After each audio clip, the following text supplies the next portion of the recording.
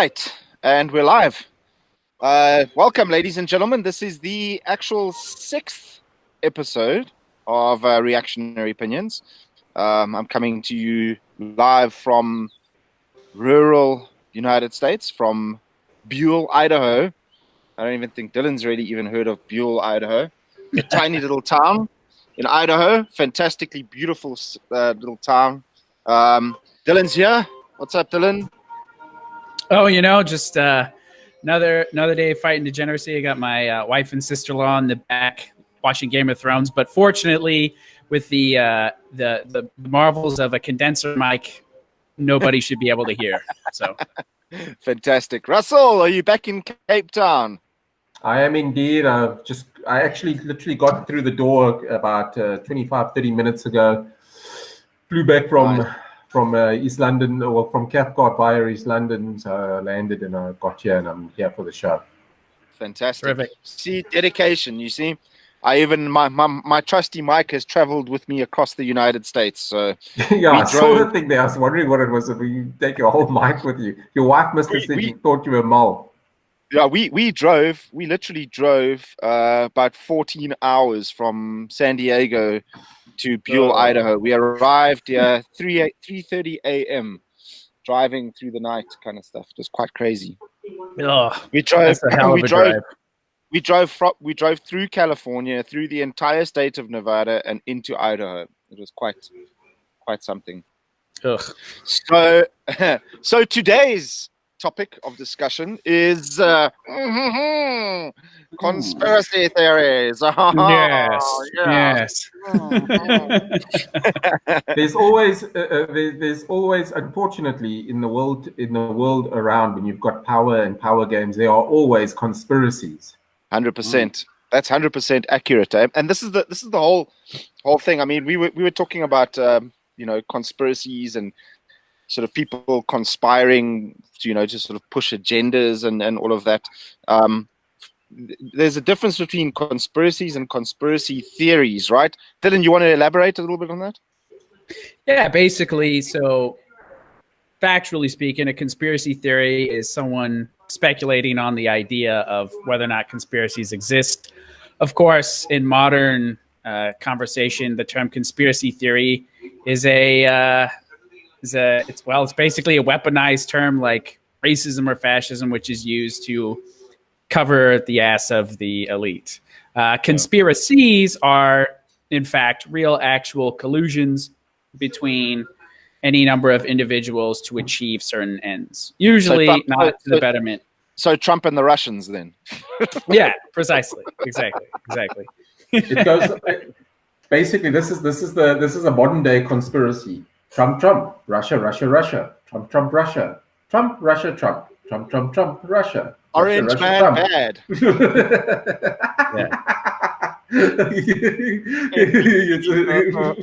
I have seen the evidence, but I can't show you because that'll endanger the investigation. Yeah.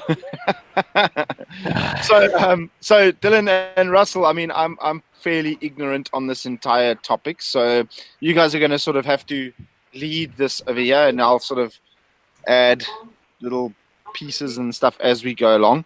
So Dylan, you did make some notes over here, so you want to just sort of run us through that and you guys take over from there. Yeah, sure. So as Scott was saying, conspiracy theories are kind of they're the media's favorite whipping boy nowadays. Oh, that's just a conspiracy.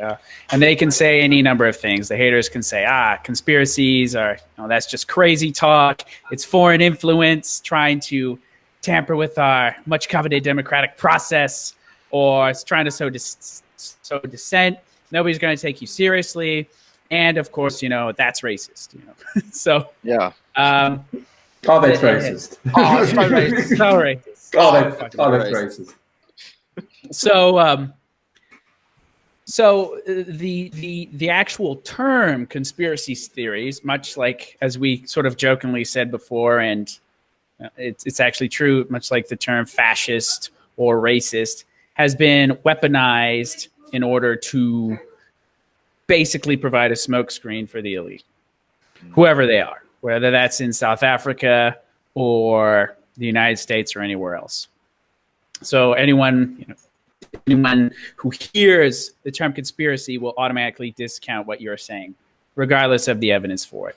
So people say, well, go ahead.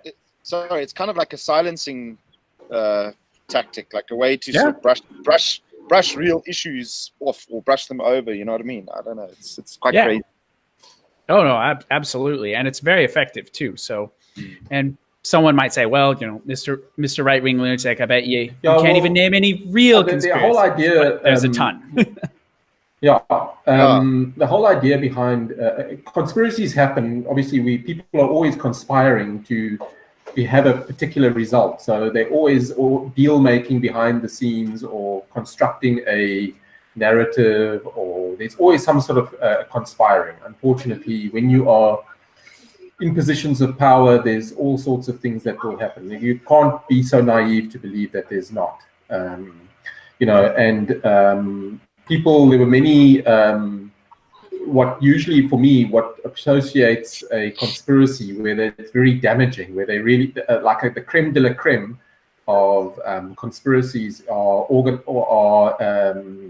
the creme de la creme is organizing a false flag event. Yeah, that's a classic one. Well, I think the false flag event kind of a way to sort of cement the actual or the actual conspiracy theory or the actual conspiracy. It's a way to basically you always sorry, carry on. You always need a pretext. You need to create a story. You need to move something in a particular direction that you need. You need to conspire, number one, and you need to be able to act on a certain event. You know what I mean? So, false flags, unfortunately, people don't know it, but I've got a list here of about more than a dozen proven false flag operations. Mm-hmm. So real false flags, real false flags. They are not even distributed. And for people who are listening who don't know, the amount of this isn't speculation. What we're going to be talking about tonight, for the most part, these are declassified, well known. You can look at, as Alex Jones says, we have the documents. You can look at the or my sources. You can even look. Exactly. You can even look at a history book. And the conspiracies range from crazy CIA mind control to fake news and false flags. There's an absurd amount of conspiracies. And Russell's going to talk about false flag. I'm sure you're going to talk about false flags here in a minute. But disinformation is a tremendous that's a conspiracy. That's a conspiracy. Yeah, because it's somebody or some group of people literally pushing fake news in order to stir up some shit. And perfect example of just how old the use of fake news and propaganda is in 175 AD, Avidius Cassius, who was one of the most powerful men in Rome at the time, there's a fake news campaign. He thought that the emperor was dead, and then he staged a revolt. It turned out not to be true, of course, but by that point he had overcommitted, and then he basically had to, in order to go through with it. And so that's a perfect example of, in the olden days, you couldn't have Marcus Aurelius on Twitter. The fake news media at it again. I'm not dead. Still alive and kicking. Make Rome great again. He can't do that sort of stuff. But back in the day, this disinformation campaigns were quite prevalent, and this is a great historic example of false disinformation being spread in order to achieve political ends, and so discord. Yeah, well, look, another era, the same sort of Roman Empire story I've got of a genuine false flag. In AD 64, 2/3 of the city of Rome was burned down in a huge fire. Senior Roman leaders, including Roman consul Cassius Dio and historian Suetonius, confirmed that the Emperor Nero sent out arsonists to start the fire because the Roman Senate had just rejected Nero's application to clear 300 acres in central Rome so that he could build his extravagant palace complex. Nero then falsely blamed the Christians for starting the fire. This justified the rounding up brutally torturing and murdering of many hundreds of Christians, including the apostles Peter and Paul. So Peter and Paul, we know that they were both martyred in Rome. It was exactly because of the false flag operation. Yeah. And then I'm sure, of course, old Nero was able to buy up land on the cheap once it had been burned down. Yeah. And basically it kind of put he was able then to get cheaper land, and it was a major distraction, and it caused chaos, and that wasn't the focus anymore, and he managed to push it through. That's exactly. And there's tons of them before that. I'm sure everybody listening to this has probably heard of Julius Caesar, stabbed to death by senators in 44 BC, which triggered the Liberator Civil War. So, I mean, conspiracies are everywhere. So, Russell, you want to lead us through some false flag greatest hits? Yeah. Wait. Before you get into that, like this term false flag. If you mention in social circles, the funny thing is if you mention, if you say, it's a false flag or whatever, people sort of, again, this is again why false flags and conspiracies kind of link so closely together, because people kind of brush you off as a madman. They're like, you're just crazy, man. There's no such thing as false flags. They don't exist, And I wonder why, like in social situations and stuff, I've been told many times that I'm a nutter or a crazy person because I think certain things are false flags. Yeah, well, look, the thing is, there's a certain term. People don't want to believe certain things. There are people that don't have the inquiring mind, because I'm not quite sure if it's a psychological term, but they're not quite prepared to.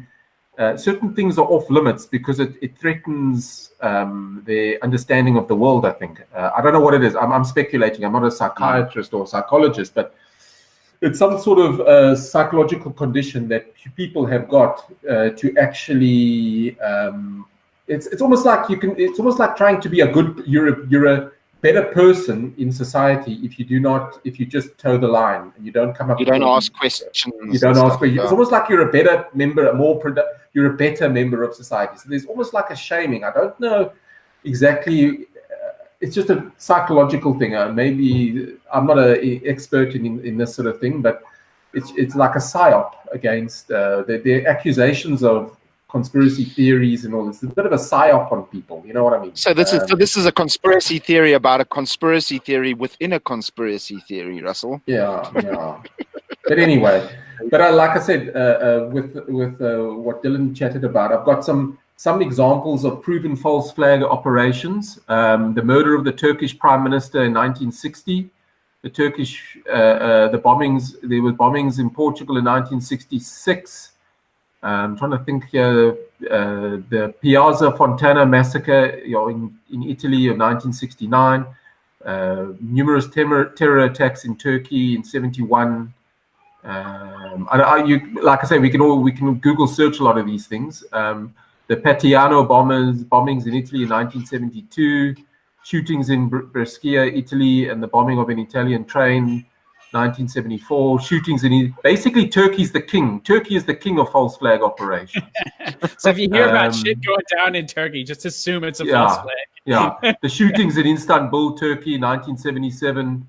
Achta massacre, Madrid, 1977. Abduction and murder of the Italian Prime Minister in 1978. The bombing of the Bologna railway station, 1980. Blowing up of Russian.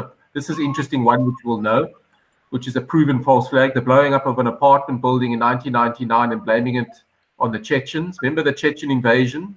Putin wanted to invade Chechnya. So he blew up a apartment in Moscow in 1999, blaming it on Chechen rebels. Are these proven or proven to be false flags, Russell? Yeah. That's they're false flag events. They're a very interesting one, recent one, creating chaos in Ukraine. I'm trying to think here. Russell, before you get into that, for the listeners and stuff that might not really be aware of the term false flag and stuff. Can you just sort of elaborate exactly what a false flag is and what its agenda is and why it exists and why governments do them? All right. The term false flag originally referred to pirate ships which flew flags of countries as a disguise to dissuade their victims from fleeing or preparing for battle. Sometimes the flag of another country was used in order to blame an attack incorrectly on a targeted country. Today, the term false flag extends way past naval encounters to include countries and organizations that organize attacks on themselves and make the attacks appear to be made by their opponents and enemies. So there's another one. The definition: false flag operations are covert operations conducted by governments, corporations, or other organizations which are designed to appear as if they are carried out by other entities. The name is derived from the military concept of flying false colors, that is, flying the flag of a country other than one's own. False flag operations are not limited to war, and counterinsurgency operations have been used in peacetime, for example, during Italy's strategy of tension. Yeah. So those were all those Italian situations where I found out. So those were all self-inflicted by the Italians on themselves.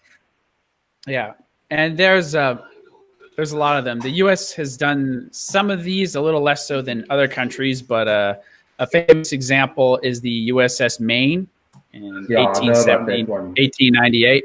What basically happened, and this is an interesting one in which something clearly happened. So that a ship blew up, some sailors were killed outside of Havana in Cuba, and it was used as a pretext to trigger the Spanish-American War. The interesting thing... Oh, go ahead. So that was actually, even though the Americans might not have bombed their own ship, they used the story as a disinformation campaign. Exactly. So it's not always. That's a different. There's different types of false flags. Sometimes you'll just use a disinformation campaign. Right. So there's no information that it was necessarily a false flag, but it's an effective disinformation campaign.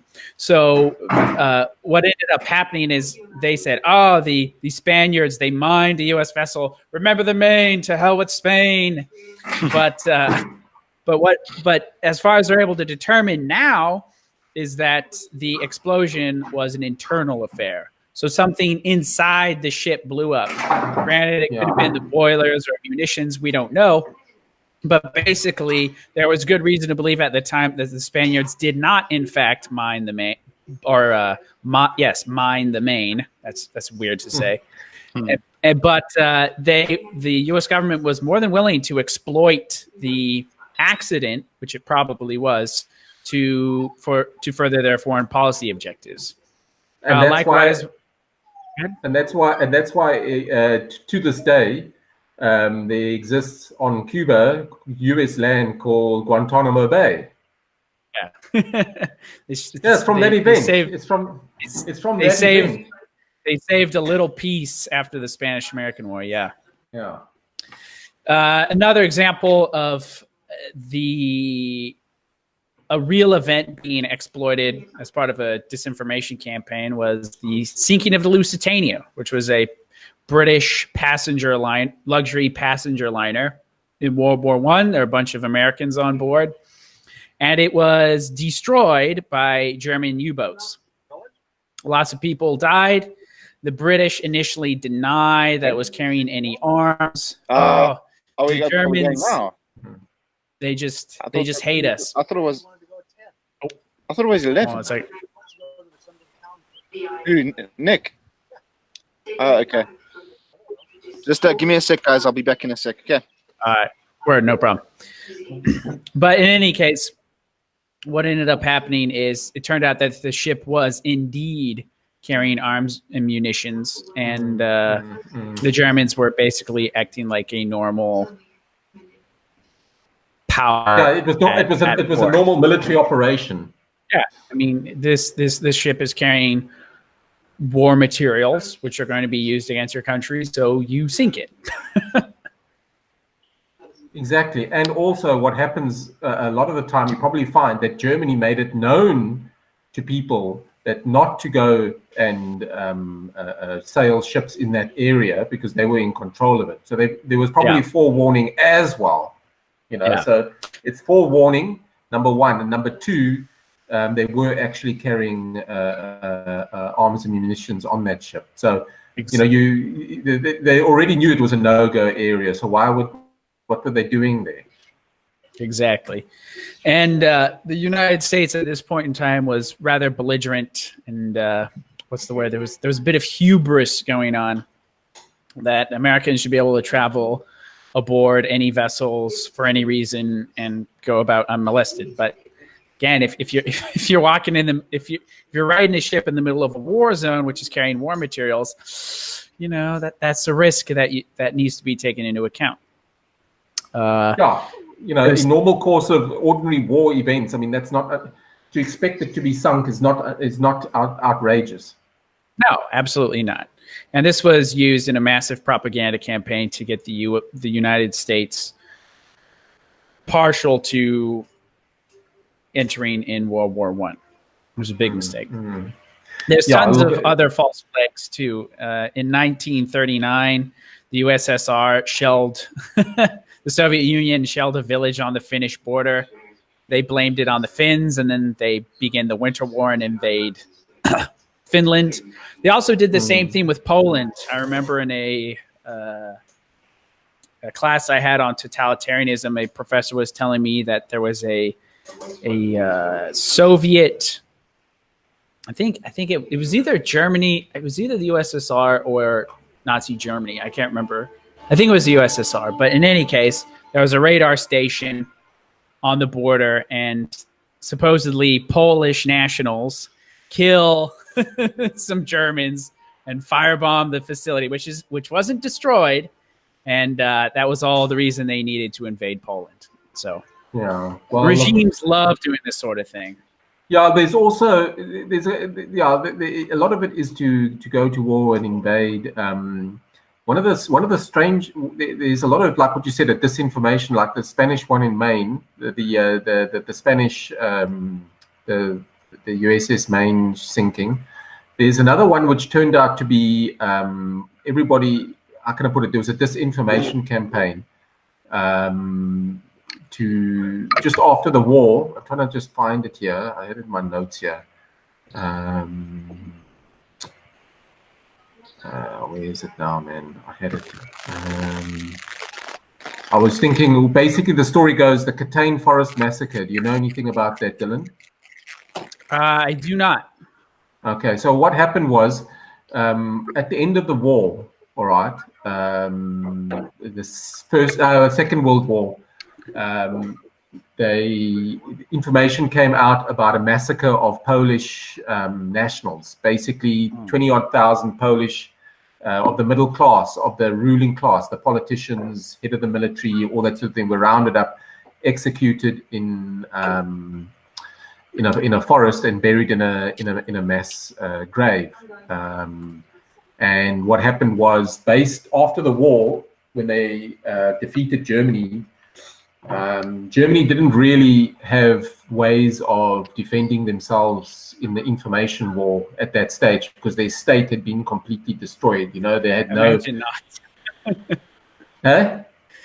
I imagine they didn't. Yeah. So what happened was after the probably pretty bad PR for. Correct. Germany. Well, they didn't have. They didn't. Yeah. They didn't have any ways of any media or any state to promote their version of events. So what happened was, in this particular case, the Soviet leaders took the Catane Forest Massacre and they gave false witness and evidence and everything to the Nuremberg trial, and a group of somehow they managed to even get a few German officers executed at Nuremberg for it.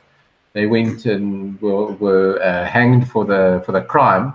40 years later, Russian leaders Boris Yeltsin and Vladimir Putin admitted that Soviet dictator Joseph Stalin ordered the NKVD secret police to execute over 22,000 Polish officers and civilians in 1940 and falsely blame it on the Germans. So it was a way of it was a way of utterly kind of breaking the Germans completely. They needed to execute as many of the German leadership as possible. So any officers, generals, anything like that. We're talking about the Polish. No. I'm saying they needed to inflict lots of damage. Basically, the idea was to wipe out, after the war, to wipe out all the German military and political leadership. So you needed to blame it you had to pin as many crimes on the German officers and that sort of thing as possible. Right, but what I was saying was these supposed Poles who were killed. Was it the Soviets who were trying to liquidate the Polish elite, or were they German? Correct. Okay, they were trying to execute the Polish elite. So it was all the top brass military, all this sort of thing. And so it's very interesting. Down the line. It's very interesting. I've heard about this story that for generations, not generations, but for decades after this event, Polish people maintained through all the years that it was the Soviets. They always maintained. The Poles always told people, no, it wasn't the Germans, it was the Soviets who carried out the attacks. And only in the late 1980s or early 90s did it all come out, where they released, Boris Yeltsin released everything and said, no, look, the NKVD did it and we blamed it on the Germans. And that's one of the things too, is a lot of times these conspiracies, they laugh at you for years and then you only find out decades later that it was a real thing.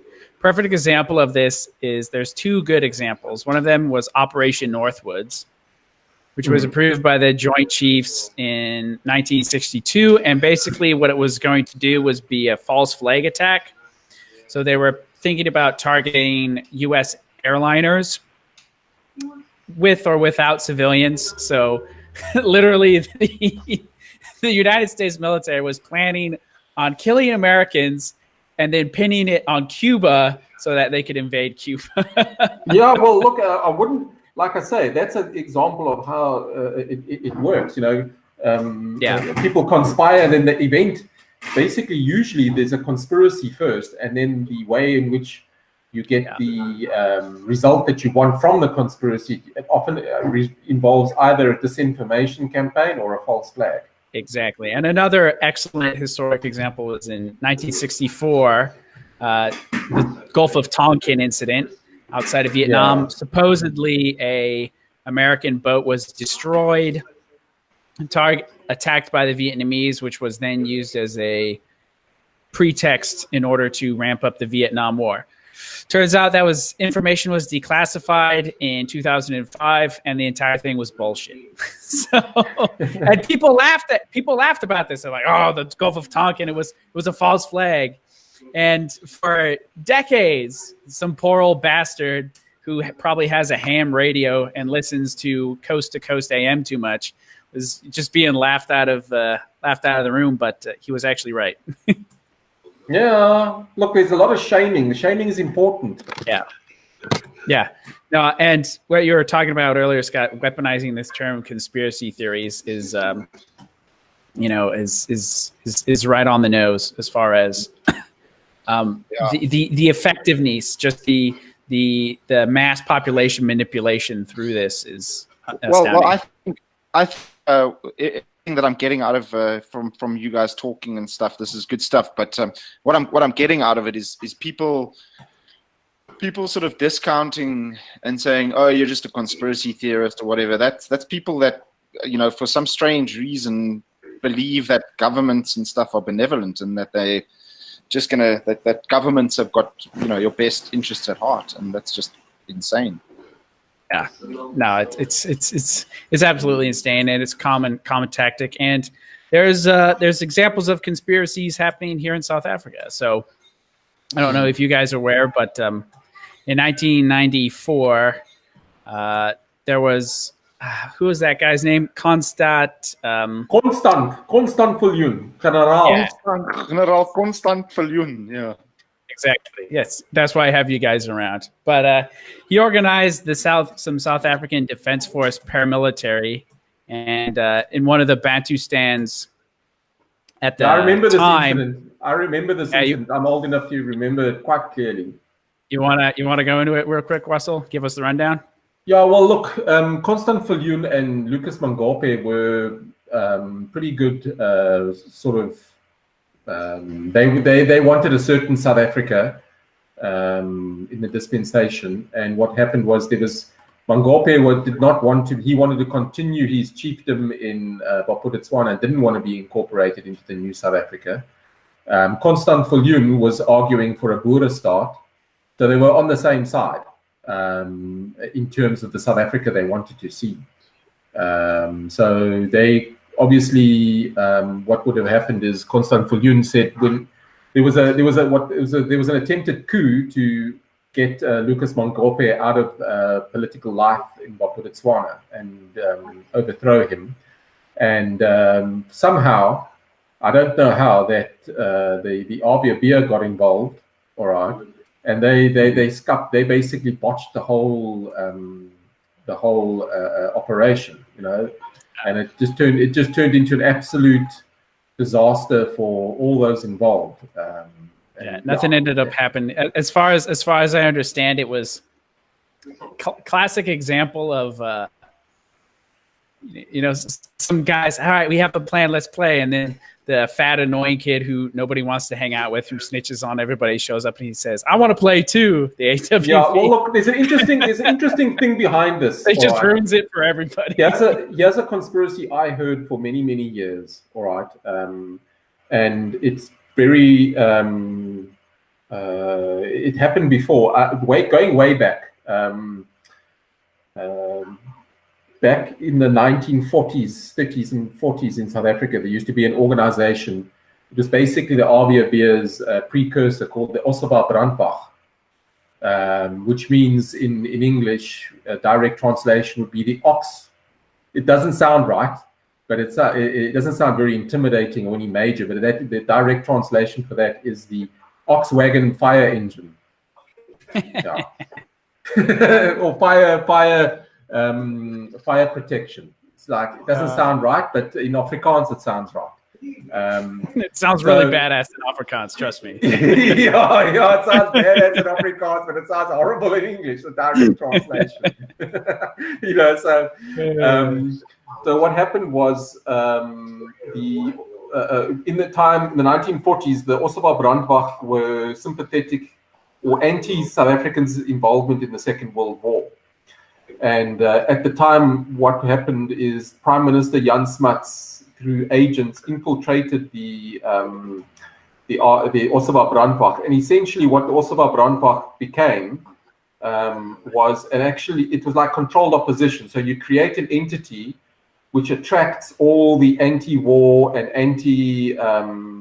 anti-war sympathizers, and you almost like in a way promote it, so that all the anti-war promoters or anti-war promoters are attracted to it. But at least it's up in the open, and you know what's going on there, and you can control it. All right, that's how these conspiracies work.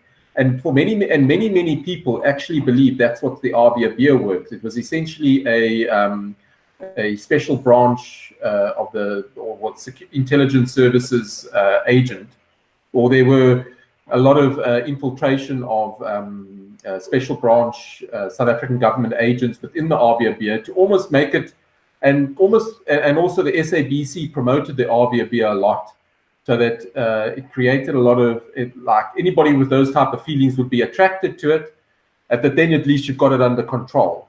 You understand what I'm saying? And eventually what killed off the RBB was this stupid operation, or so-called operation of theirs. And it basically kind of scuppered the whole. They almost like used the RBB here as their controlled opposition to scupper this whole thing, because it would be in the South African government's interest, because they were negotiating with the ANC to make sure that Lucas Mangope did in fact get out of his position in Bophuthatswana. So that's how So it's even in South Africa. It's happened a lot. Like people conspire in so many different ways. Sometimes you don't even need to have a false flag event. It's just to conspire to control opposition or to control the process or to attract. You create sometimes. It's similar. I've also often heard that originally not the PLO but Hamas was originally formed. This is a crazy one.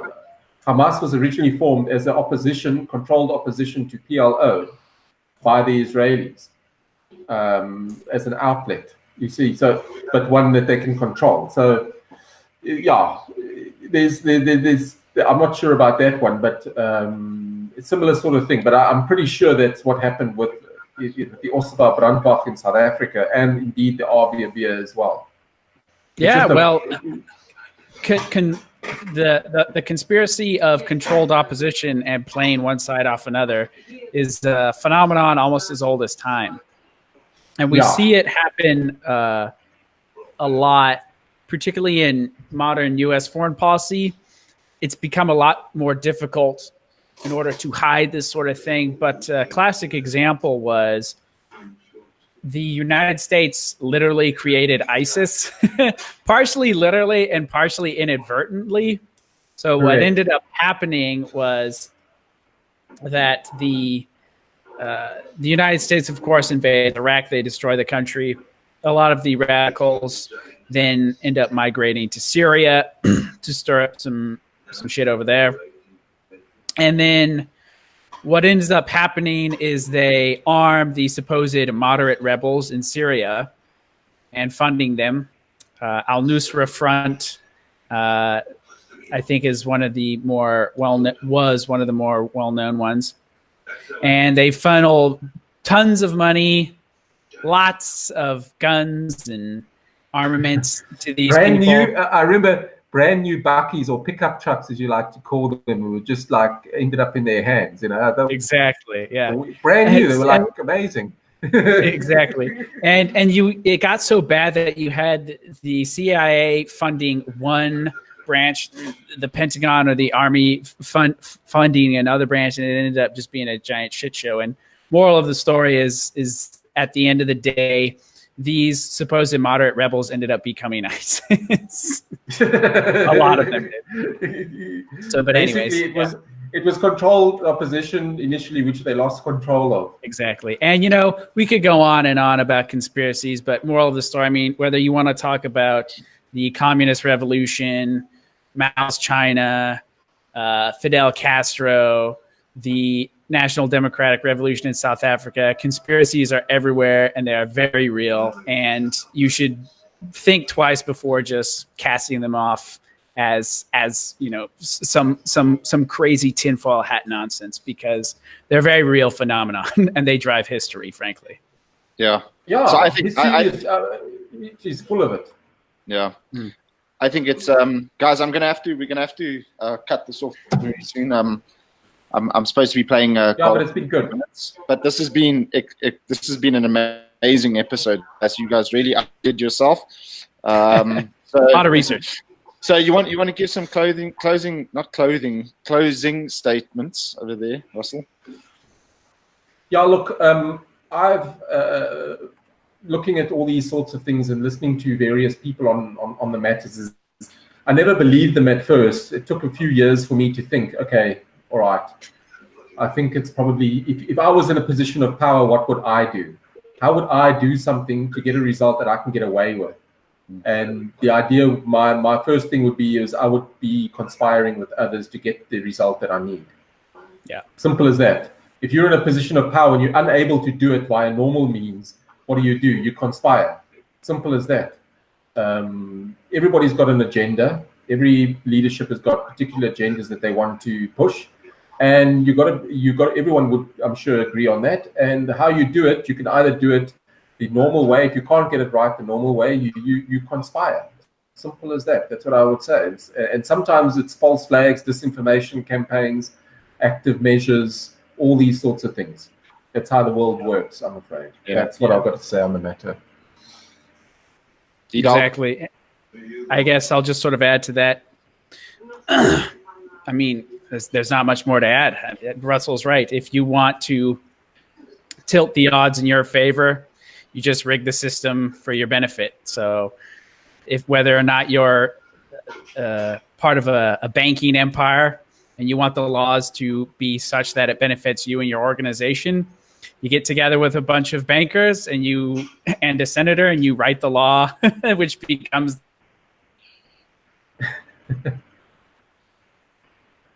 Dylan, lost you there, but what happened? Yeah, I think we just lost all Dills there. Dylan, Dylan. Okay, look. What happened? We've lost our reactionary. We've lost our arch reactionary. What happened? Yeah, I don't know. Yeah, I still see. He signed off prematurely over there. Yeah, he's been freeze framed there. I don't know if he signed off. Yeah. We'll see if we can get him back. But yeah, he said, you need to get a certain outcome. People want to have certain laws passed in their favor. That's from the corporations. People want to get government kickbacks. They want to get preferential treatments. Organizations want to get preferential laws in their favor. Governments want to start wars. They've got so there's any number of reasons that people will conspire for an outcome. So they'll do it through the back door if they need to. No, simple as that. Think of it. And when people say, oh, they won't do that. Really? I mean, really? Do you really think that? But Russell, it's like I said, it's like people generally believe that the government has their best interests at heart, and government has been, or people in power are sort of concerned about the well-being of other people, and that's absolute horseshit. We know this. Yeah. What do you think that politicians care about are themselves? It's now, especially in the modern era, we're in a situation where politicians are now able to funnel through the system immense amounts of money to themselves via favors. Correct. Via favors with a big business and that sort of thing. Russell, I need to cut off now. All right. I need to sign off. Thank you very much, everyone, for listening. This was a great episode. Russell and Dylan outdid themselves. Sorry, I was sort of preoccupied on this side. But next week's episode, I think we still need to sort of discuss what we're going to be talking about next week. But we'll put out a post on the Facebook page about what our episode for next week will be. We were kind of leaning towards some sort of trip down memory lane when it comes to economies and economic theories and stuff like socialism and all of that. But we'll refine it, and we'll put a post out what our next episode is going to be about. Thank you so much for joining, guys. Remember to subscribe to our channel, hit the bell icon for notifications, and if you want to leave a comment in the comment section down below, go ahead. Thank you for hanging out with us. Thanks, Russell. Okay, shot. Stay reactionary. All right. Stay reactionary, guys, because God wills it. God wills it. All right. Cheers, guys.